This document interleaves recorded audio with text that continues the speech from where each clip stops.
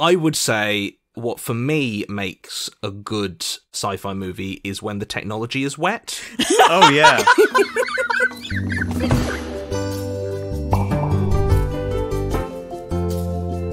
Rusty Quill presents Enthusiasm.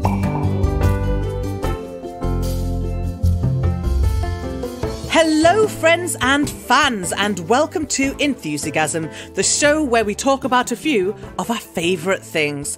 I am your host, Helen Gould, one of the best Rusty Quillers.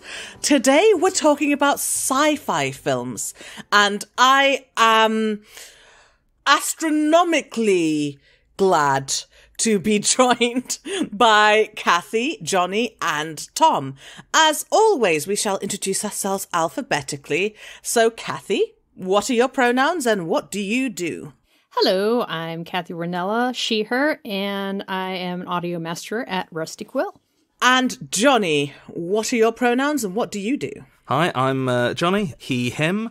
You will probably know me most from the Magnus Archives, and I do other things. Mysterious things. Let me watch sci-fi movies sometimes. And Tom, what are your pronouns and what do you do? Hello, I'm Tom Crowley. I'm a he, him, and I do writing, acting, and comedy in various media. People listening to this will probably know me best from Wooden Overcoats, which I act in and write for. I'm also in Victoriosity, the Beef and Dairy Network podcast, and I do my own solo sketch and character comedy podcast called Crowley Time, which is the one thing that I implore everyone listening to this to go and listen to, because it's the least well listened to of all the things I've mentioned. Oh. And it takes me hours. But people seem to like it, so I'm happy enough. But anyway, thank you. Yes, that's me. Okay, so we're talking about sci-fi films, and I'm interested to know what people think a film should have or what kind of story it should be telling in order to be considered science fiction. There's a bunch of answers to this, aren't there? Oh, yeah. That's why I asked it. And I think they change depending on, like, how pedantic you are. Because I think technically science fiction is meant to be a vision of a future or alternate present where one particular scientific deviation or development has pushed society in a certain direction. And if it's just like stuff in space, it's space fantasy. And if it's the same as science fiction, but there's no scientific element, it's just speculative fiction, I think. I think for me, it's genre questions are always, boring. Complicated and I love that. This is... No, Tom is happy to call me out on my own podcast. Boring. First time that we've met each other. It's fine. It's not. Asking the questions are very interesting. I have a very personal sort of way I think about, what is genre and what is setting, which, weirdly, I think actually comes from thinking about stuff in terms of, tabletop role-playing, where, you will have, the system, which is, how things are resolved, how the actual game works, and the setting, and often you will have a system that can have lots of different settings. And, to me, often genre feels like, what is the fiction system? What is the fiction trying to achieve? So I quite like speculative fiction as, the genre in terms of, you're taking, a what if. You're looking at the world if X, which can apply to fantasy, it can apply to, space stuff, it can apply to the modern day. Whereas I think of science fiction as these days much more of a setting, of much more of a set of aesthetics and tropes that tend to be wrapped around genre. But that's how I tend to think of it. And obviously, as with all these, let's draw nice clean lines between different sorts of art and stories. It's all just drawing your own personal little boundaries. You're not going to find a definitive answer, are you? No. It's because I suppose genre, you kind of go... I mean, for one thing, the word genre now means sort of anything not set in the naturalistic present-day world. Or some things that are, but people are wizards or something. Yeah, in publishing, people will be like, no, that's genre fiction. That's genre fiction, actually, yeah, because that guy's got a magic wand. But yeah, it's technically, from what you're saying, Johnny, quite an interesting way to think about it is genre is action or adventure, but science fiction isn't really a genre anymore. It's a trapping. Yeah. It's a set of descriptors or identifiable characteristics that might contain a story that's a detective or a romance or a whatever. Yeah, absolutely. I think science fiction has become such a misnomer to the point where it just, to branch off that, it gets tacked on a lot to just as a generic description of, well, the story has science in it and it's fiction, so therefore it's science fiction, which can be a little misleading from that kind of understanding of sci-fi being a possible future and whatnot, especially when you're looking at things that kind of track backwards into past storylines. I think the line gets blurred a little bit there, but yeah. And I think science fiction also, depending on how you're looking at it, also is defined by showcasing not just like a possible future based on a change, but also a reflection of the culture at the time that the story's been developed. Because it's always about like, what's going to happen in the future due to these problematic events now, or due to an issue that has popped up, and how that reflects later on. Yeah. What if instead of communists, it was monsters? Or similar. Or in the 80s, it's like, what will we do when fax machines get too powerful? And then explode a bomb. Also, like, as with all these questions, like, I think that these kind of labels are often useful as descriptive shorthand. So, like, when you say, oh, this is sci-fi, there's a bunch of stuff that I'm like, okay, I know I am therefore expecting X, Y, and Z. As opposed to, I find that they are often counterproductive when they are used in a sort of a prescriptive way, as if to say, when you say, well, no, this label means it has to be X or Y, rather than, well, you know, I've heard that this label is applied to it, so I've got these expectations. Do you think that's maybe a demographics thing as well? Like, a Hollywood producer has heard, the commission bot 9000 has heard that sci-fi plays well now. So they look for the word sci-fi on the document, and it's like, is it really science fiction? Yeah, there's like a telepathic kid in it, so sure. And it's like, oh, tick, sci-fi. Like, maybe that's what these things are all in the service of. Yeah. So, relatedly, my next question was, okay, so we've discussed how science fiction, can be what you like, really. With films, it's even more it's even more complicated in a lot of ways, because I think a lot of what I would consider the traditional, like, speculative fiction in terms of, like, exploring an idea within, like, an alternate world or, like, a futuristic context or this sort of thing, there's not actually a lot of that in the mainstream sci-fi movies. Like, generally, you'll get it more in, like, the indie space with something like Primer, which is weird because Primer is one of the most, like, purely sort of sci-fi speculative fiction in terms of what it is trying to do, which is like, hey, let's properly try and explore the idea of time travel. Turns out it's really massively confusing and weird. But the trappings are not at all what one would consider normal sci-fi. It's because it's a pair of modern-day inventors out of their garage and creating these devices that look very normal. So it's an interesting one that, like, to my eyes, genre-wise, that is one of the most, like, science fiction movies out there. But you would not know it to look at it. Well, similarly, I was looking into kind of how you would define this sort of thing and what films I'd count among favourites for me personally. And one of the few kind of really properly textbook definition science fiction movies is Eternal Sunshine of the Spotless Mind. Yeah. Which is a mumblecore, like, indie rom-com with a sort of tragic bent to it. And it's like, you wouldn't at all go, sci-fi films of the last 20 years, Eternal Sunshine. It doesn't necessarily... But it is, and if it were a novel, you wouldn't question it once. You'd go, yeah, that's a science fiction novel. Yeah, because there isn't quite the tradition of exploring ideas, I think, in the sci-fi movie compared to, like, the sci-fi short story, novella, novel, that sort of tradition. Certainly not in the last, like, 30, 40 years, I'd say. Like, you go back to the 70s and you get some really weird experimental stuff where, you know, like Zardoz answering the question of, what if a giant floating head gave Sean Connery a gun while he was in a jockstrap? Vomited guns onto some guys. Yeah. What are your thoughts, Kathy? You took them all. Thoughts on Zardoz? Pro, con? I find it interesting. It is a kind of a sidestep. I find it interesting how the idea of sci-fi as a quintessential genre has changed over the years. When you're talking about, like, a classic sci-fi film, my brain goes back to Forbidden Planet, 1950s.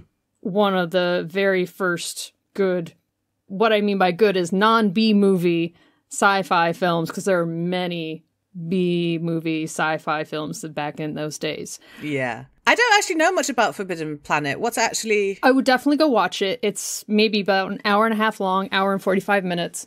It is one of the grandfathers of a lot of what we consider classic popular sci-fi films today. It's about a spaceship crew that comes down to a planet to retrieve a researcher and the rest of a colony that was left there, I don't know, like maybe 20 years prior.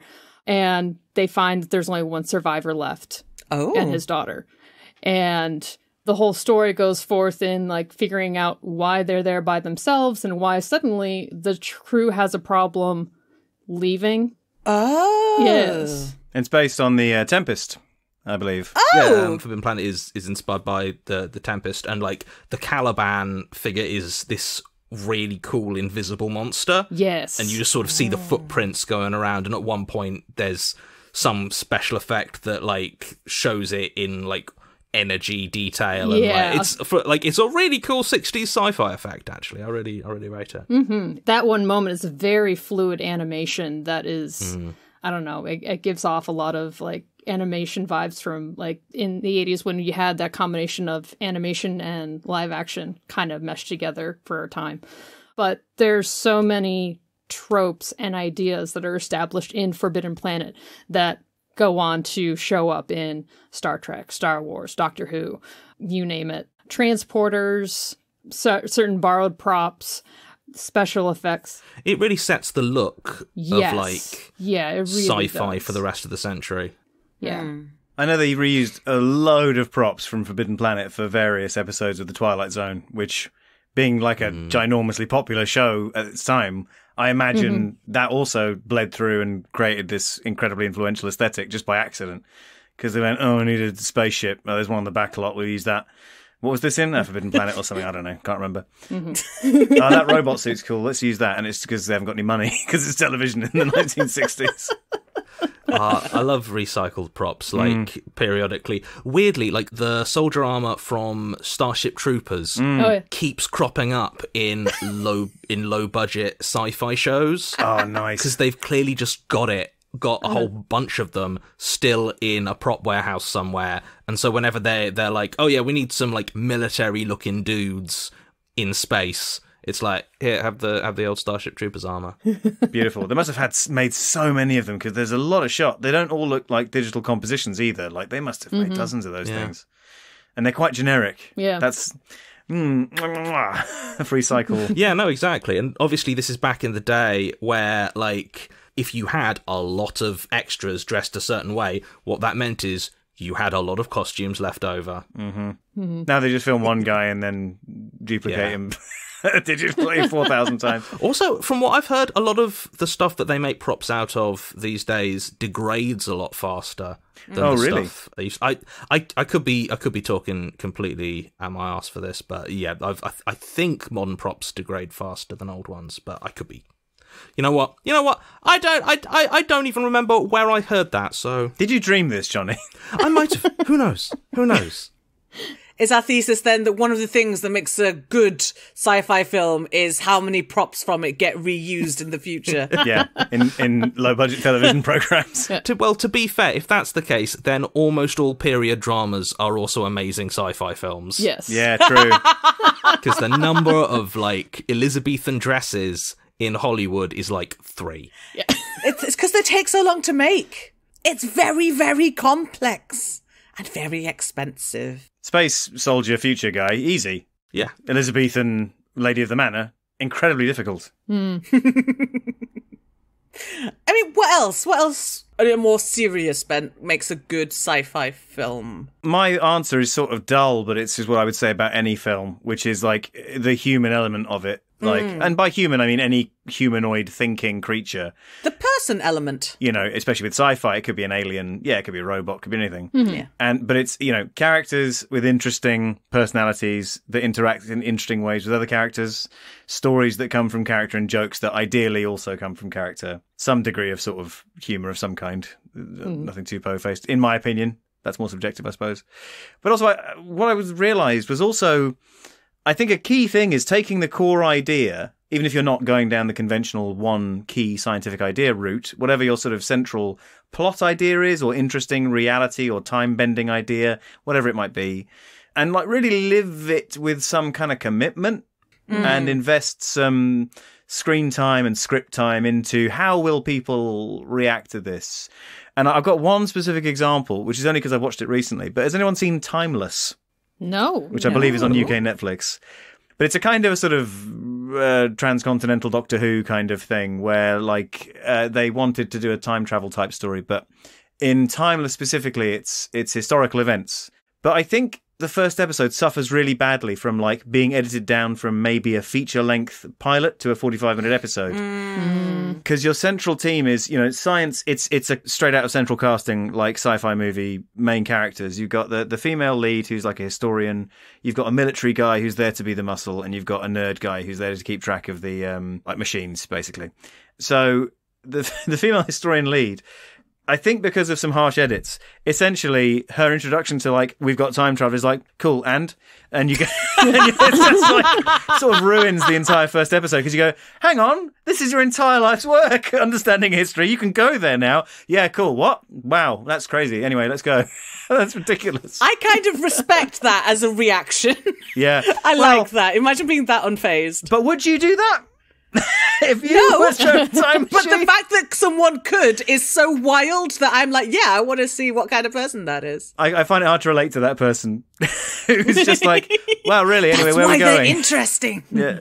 Well, maybe. I mean, but to my mind, I think that would fall under, like, I really feel like it. When you watch it, the edits are incredibly quick. It's like expositional line, establishing shot, in we go. So you can really feel like they were up against it with cutting it down. I see. And I feel like maybe and the other main characters' sort of arcs of going a real time machine of like just gone. And you go, am I meant to be impressed by this or not in this world? It's kind of hard to tell. Anyway, I have obviously, like, Tom's answer about, like, good writing is yes, the real answer. good writing is the answer. But I would say what for me makes a good sci-fi movie is when the technology is wet, or when it goes and releases a bunch of steam. Oh yeah, you know. Yeah. Well, we'll get back to that when we discuss my favourite sci-fi. Yeah. I like it when the technology feels very physical, and often that means that, like, it'll be rained on, or, like, I don't know, you think about those corridors in Alien where, like, you're on a spaceship, why is everything dripping? But it is, and that makes it feel very real and very, like, kind of industrial and lived in, and I like it when the technology's wet, or when there's steam on it. I like that. Yeah. That's cool to me. I can't remember who said this. It was either, you know, some great sci-fi theorist, or it was just a friend of mine when I was young. I can't remember. I mean, when you are young, all your friends are great sci-fi theorists. Oh my God, that's so deep, man. Thank you so much for saying that really insightful thing. That's your outlook basically at that age. Yeah, but someone defined it as, you know, the empty box of Chinese takeaway on the spinner dashboard in Blade Runner, basically, is like, you know, the lived-in sci-fi. Thoughts on the texture of machinery, Kathy? On machinery. Well, everything I have is a tangent. I love a bit of technobabble. Yeah. I know that's debatable, but you can present me all the technology down the corridor, but if you can give me some wild explanation for why it's there or what it does with just a little bit of science truth in it, I'm sold. I don't know. Something about having that full explanation just delivered at length. For me, that's like a partial immersion into the, oh yeah, I see. I appreciate it. I will now buy into your narrative because you've at least tried to add some logic to this science fiction layout that you've given. Never mind the fact that we can tell from your prop that you've used 3 different electrical plugs and maybe 2 slider bars from an audio desk. No, it's all right. I will suspend my disbelief. We're good. Just look at it. That is a toaster. And a Lego Millennium Falcon on the side. Yes. As opposed to something like Looper, which explicitly is like, hey, don't think too hard about the time travel. Yeah. Like, there's literally a guy in Looper who's like Joseph Gordon-Levitt's boss, who's like, don't think so much about the time travel. I can't even keep it straight. I think, I think it is Bruce Willis as well says this, and it's about he's talking about the memories thing, which I think that I forgive because it's like, what is the effect of mechanical time travel on a wet human brain? Like, who knows? Like, what would it be? But it's, But also what I liked about Looper was this idea that they've got time travel, but it's awful. Like, it's just like a washing machine that you shove an assassin in and then he turns up exactly, is it 30 years earlier? And they can't control it. Oh, no. The victims, they loop the victims. They send the victims back. Oh, no, yeah, that's right. Not an assassin. They send that's it. And that's why of course it is, because that's why Bruce Willis turns up. Yeah. Spoiler alert for Looper. If anyone doesn't know the premise of Looper. Oh, there's one other thing that makes a sci-fi film really good, and that's greebling. Do you know greebling? No. What's greebling? No. The guy that Han Solo shot in A New Hope? Well, no, I mean, to be fair, both the Millennium Falcon and the Death Star have loads of greebling on them. Greebling is that thing where on a flat sci-fi surface, like on the outside of like a big building or a spaceship, they put lots of like uneven little bits and bobs and like little just details that like aren't really anything. They're just there to give the surface texture, and that's called greebling. Why are these ridges here? Are they here to make the Death Star like less aerodynamic? Yeah, and I love it. I love greebling. Everything looks better if it listener, just Google greebling, GREEBLING question mark. Just Google it, and it's great. I love it. And while, audience, you are Googling greebling, we're going to take a break, and we'll be back in a second.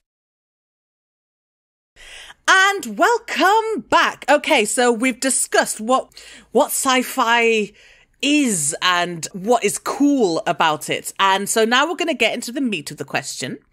Not the meat of the episode. What are your favourite sci-fi films? Tell me about them. Tell me why you like them. Maybe the meat of the episode could be Soylent Green. Yes. That's not my answer. It's good, but that wasn't what I was going to say. Yeah, it's all right. It's all right. You just kept saying meat, so that's what came to mind. It's because Johnny's here. Mr. Meat himself. Yeah. Mr. Soylent, 1997. They call him Johnny Meaty Sims. Soylent Sims, they call him. Yep. It's really nice to have a professional on here. Kathy, let's move away from these terrible boys. Kathy, you and me. Tell me your favourite sci-fi film.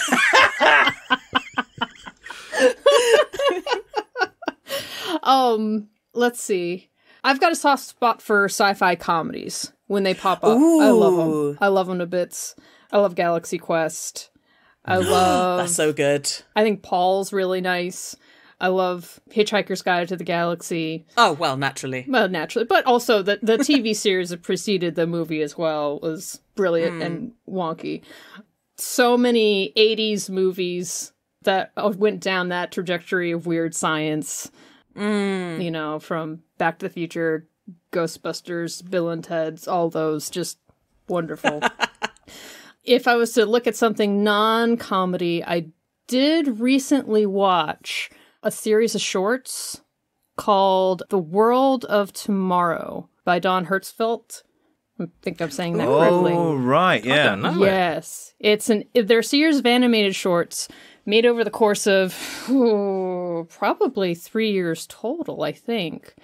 They get dark, but... That's never happened in sci-fi before. What, you mean dark from Don, my anus is bleeding Hertzfeldt? That's a different movie. It's Yeah. the more famous one, I think.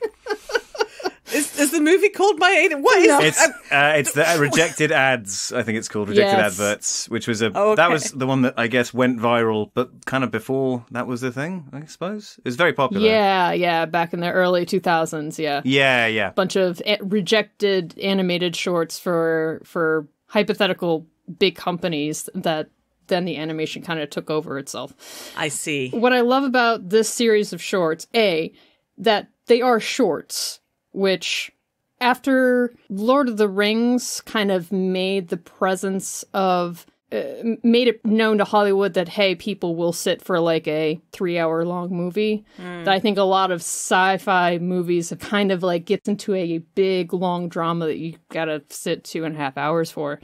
And there's so much that you can tell with sci-fi elements in it in just a short time period. And I think that gets kind of lost. So it's kind of refreshing to watch a short that goes into his whole universe. But more fascinating is that what the creator did is it's a series of 3, and the first one, he took a recording of his niece's ramblings, who's like 4 years old at the time, and made a story out of the babblings that his 4-year-old niece was making. Oh, that's great. And it's wonderful. And then the second episode is the continuation of that first episode, and it's the ramblings of his niece when she was 5. Oh, nice. Except it got so much more complicated within that 1 year between age 4 and age 5 that it took him 3 times as long to get the second episode done. I think it took like 1.5 years to kind of piece together, produce, write, animate, etc. And then the third one is trying to tie the universe that basically his niece made at this young age, piece it together and kind of jump into the fallout of what happened with all the elements that happened in episodes 1 and 2. Cool. It is very nice. I say it's dark because there's a lot of time travel and there's a lot of themes of mortality and immortality. And if you can live forever, how cheap life suddenly becomes. Tom, what's your favourite sci-fi film? Now, I thought about this long and hard. It's hard to say. I think probably the best sci-fi film ever made is Alien, because it is the best film ever made that is a science fiction film, if that definition makes sense. Oh, In that it's just an incredible film. Like it's so tight and taut, and the characterization is beautiful, and it's just fantastic. It stands up so incredibly well in terms of its design, music, acting, everything. I found that Alien often comes up. Yeah. Do you not think it's more of a horror film? Now, this is an interesting question, because again, I was thinking about this when I was looking up, Eternal Sunshine of the Spotless Mind is an absolute copper-bottomed classic sci-fi plot. Yeah. And Alien is a haunted house film in space. But I guess I would say, yes, it is a science fiction film, or a sci-fi horror, if you want to go into subgenres. Because if you take the textbook definition, you're saying this is a future where humanity is exploring new uncharted planes. Yeah. So whereas, like, you might have met a tiger as a sort of trader or trucker on a clipper ship in the 15th century and gone, what's that? Like, now you're seeing the xenomorph and going, whoa, what's that? In space, in a space clipper ship. So I think, yes, it does count, because it's taking a sort of scientific advancement or a point in humanity's future that follows a specific thing. And also, crucially, it has that kind of classic science fiction corporate dystopian element to it in terms of like where human society is going, because it's because of Weyland-Yutani that they can't obey the quarantine rules and they can't behave responsibly. It's all Weyland-Yutani trying to acquire the xenomorph. So I would say, yes, it does count, even if, yes, the way in which it's a great film is the way in which it's horror, I suppose, primarily. Yeah. This is where the patented Johnny Sims classification method really comes into its own. Here we go. Because I can very easily say, well, as a genre, it's a horror movie. But the setting is science fiction. It's science fiction, actually. Yeah, and the more you think, it doesn't make sense, does it? Because there's not one sci-fi aesthetic or plot or tone, is there? So Spaceballs and Alien technically are in the same, and have John Hurt playing the same character in them both. So that's actually too close an example, if anything. No, Alien's fantastic. Like, again, Yeah. strong example of my wet technology thesis. Very much, yeah. Yep. Because everything's very physical, everything's dripping. Why is it dripping? I don't know. Surely the water is important to not be dripping in the closed environment of a spaceship. But no, Yeah. it's just leaking down everywhere. It's all over the shop. Well, it's the future, and we've mastered, light speed interstellar travel, but we haven't mastered, like, a boiler. Like, you still need a bath in the morning, and so you have to have a boiler, and sometimes those pipes leak, hence steam and condensation develops. So I love Alien as well because it is something you don't actually see super often, which is a working class sci-fi. yeah, completely. If that makes sense. Like, Yeah. all the characters are like blue collar. They are truckers. Like, they are there to maintain and look after this big mining ship. And like, there's like, I think Ash, the android, is like the closest thing to like a scientific professional. And it's interesting if you chart the sort of the progression of like the Alien stuff to Prometheus, which is much more of much more of a middle-class crew, which I felt very silly for saying, but actually it's true. Yeah, the it is. Prometheus crew is, it's like the Alien crew, but everyone's middle-class professionals who want to do some science. There's a geologist. He likes rocks. There's that guy. Yeah. Classic character. A biologist probably. I don't remember. There's a couple. I think they have sex in the shower at the end. In a real, like, 11th hour Hail Mary nudity. Probably. It's been a long time.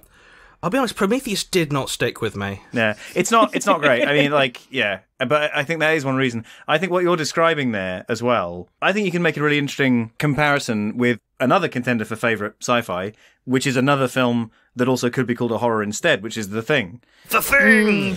Ooh, The Thing. Which is one of my maybe top 5s of all time, top 10 definitely. Oh, yeah, absolutely. Like, The Thing is, I was trying to decide whether to say The Thing as my favourite sci-fi movie. Yeah. Because it is straight up just like my favourite movie, or like right up there. Oh man, yeah, absolutely. It's astonishing. But also I think maybe that you can say it's sci-fi, I think, because of course there's the mistrust and the shape-shifting element, which is science fiction. No one's that good with a makeup kit. Also, it's an alien. Yeah, it's an alien, but if you want to take the sort of, does the sci-fi thing, is it only setting or does it affect the story? It does.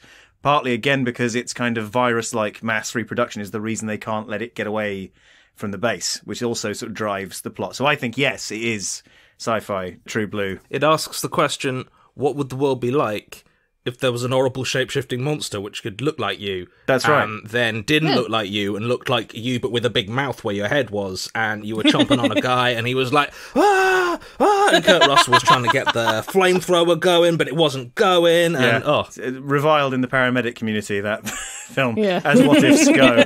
Rapid response healthcare professionals just hate it. Oh, I need to rewatch The Thing.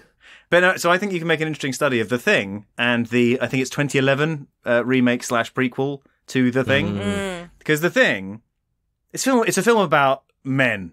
Guys being dudes, as they say.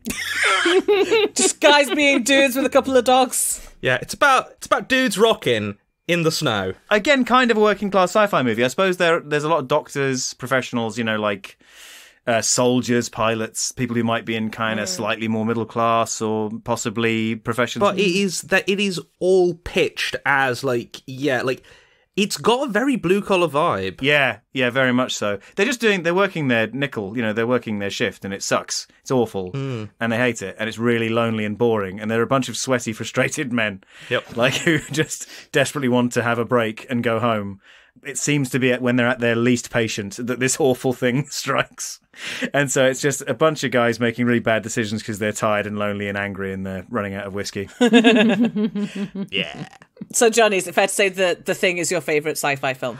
It's my favourite film. I would say that my favourite sci-fi film, I mean, it's probably RoboCop. I had RoboCop on my list too. yeah. RoboCop's stunning. That's nice. Because RoboCop really, in terms of speculative fiction, it asks the question of what if a policeman was a robot, but also a man? You know? If you're not familiar with the premise, he's part man, part machine, but simultaneously, all cop. he is all cop, yeah. Yeah, all cop, entirely. Yeah. It's just a perfect movie. It's brilliant. In the sense, to me, a perfect movie is a movie that cannot achieve what it is going for better than it does. And, like, RoboCop is going for some stuff. Yeah. Like, Paul Verhoeven is not a subtle director. What do you mean? A board game played by children called Nukem, where you practice global thermonuclear war with your family. Advertised on telly with cheering Americans. I don't know what you mean. I'd buy that for $1. But it's just really good. Also, it's one of those movies where, like, I realised gradually how much of a favourite it was of mine, because, like, back in the days when, you know, people watched TV with, like, loads of channels, periodically late at night flicking through, any time I flicked onto something and RoboCop was there, didn't matter at what point it was, I was like, oh, I guess I'm watching RoboCop till the end of RoboCop. Yeah, Predator's sort of similar, actually. I think it's hard to not be in the mood. Can I just say thank you very much for this play-by-play reminder of RoboCop, because I have a bad habit of... No. Honestly, genuinely, I have this bad habit of superimposing similar things on top of each other. So somewhere in my past, I have gotten RoboCop and the Terminator kind of fused together into one movie. No, that makes sense. Yeah. Yeah, and now I got to go back and watch it again. I'm pretty confident that I could broadly shot for shot just tell RoboCop as a story. Like when that guy dips his fingers in, when Clarence dips his fingers in that guy's wine and puts it up his nose for some reason. Yeah. And he's like, Miguel Ferrer's reaching for the grenade. He's reaching for the grenade. I've never seen RoboCop, so all of this is just the wildest thing I've ever heard. yeah, it's, why does he do it? Nobody knows. Oh, God. Right. Oh. Well, I was going to round us off on a final question, but we're really running over. Tell you what, we will do the last. Also, I love Dark City. If you haven't seen Dark City, watch Dark City. Oh, I haven't seen Dark City. Thank you. Yes, Watch that's Dark on the City. list. Yeah. Okay. Nice. I'm going to ask what I hope will be a fairly quick question, Yeah. which is there an upcoming sci-fi film that anyone is excited about? No. There we go. That's quick. That's like perfect. I mean, actually, also no, because I'm really bad at keeping up with upcoming films. I'm always getting surprised. I'm sure there's a bunch, to be fair. I think I saw an interesting one called Chariot. I'll give you a quick rundown of some research I did earlier, very quickly.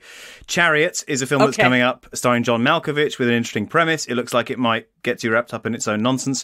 But the trailer was very interesting until a woman turned up doing the worst English accent I've ever heard. Oh, no. Spider-Verse 2 Part 1 is a sci-fi film, I guess. It's all about multiverses. Spider-Verse is maybe the third or fourth best superhero film ever made. Oh, it's great. Mm-hmm. Yes. After The Incredibles, Rocketeer, and Mask of the Phantasm. But, Strong? Okay. yeah, listen, I'll stand by that.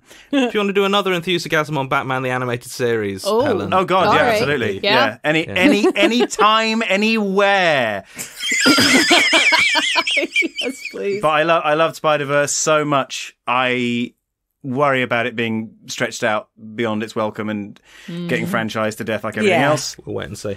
And I think Lightyear will be loads of fun, even though it's Yes. not the most exciting prospect ever. I'm Right. still like, Pixar are some of the best people in the world at making films, and if they're going to make a fun sci-fi romp, I will be there to watch it.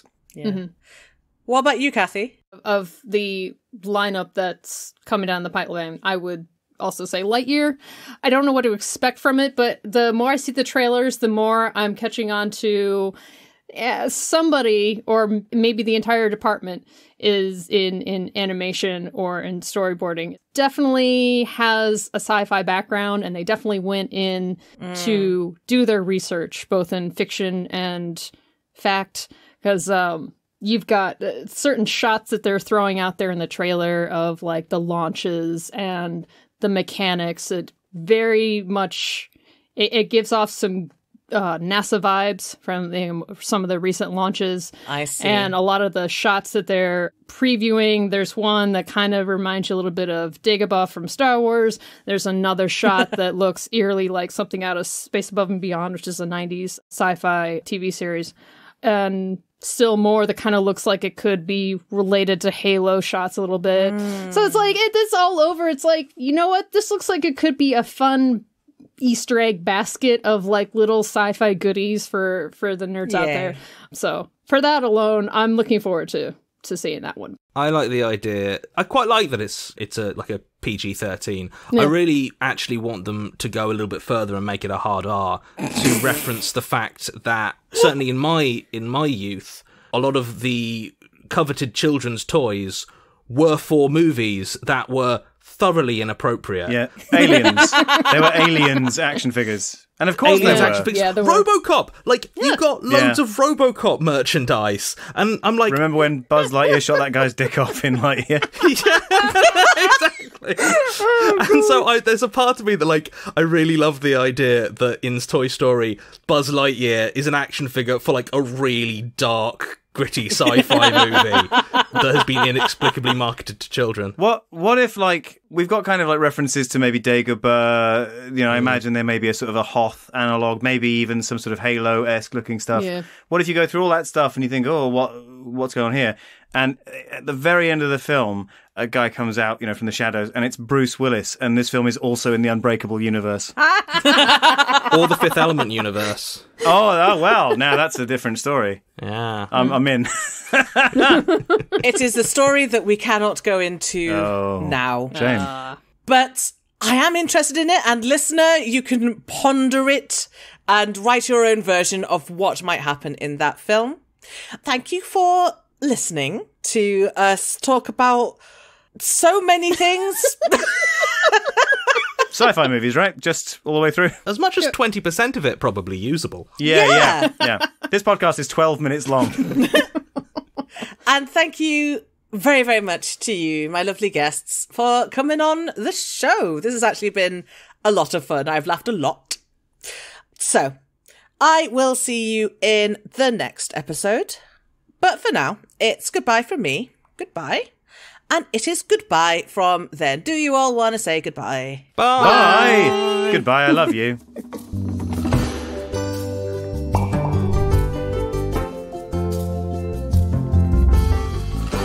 Enthusiasm is a podcast distributed by Rusty Quill and licensed under a Creative Commons Attribution Non-Commercial Share-alike 4.0 International License. It is directed by Helen Gould, produced by Laurie Ann Davis, with executive producers Alexander J. Newell and April Sumner, and edited by Marissa Ewing, Tessa Vroom, and Catherine Ranella. Thanks for listening.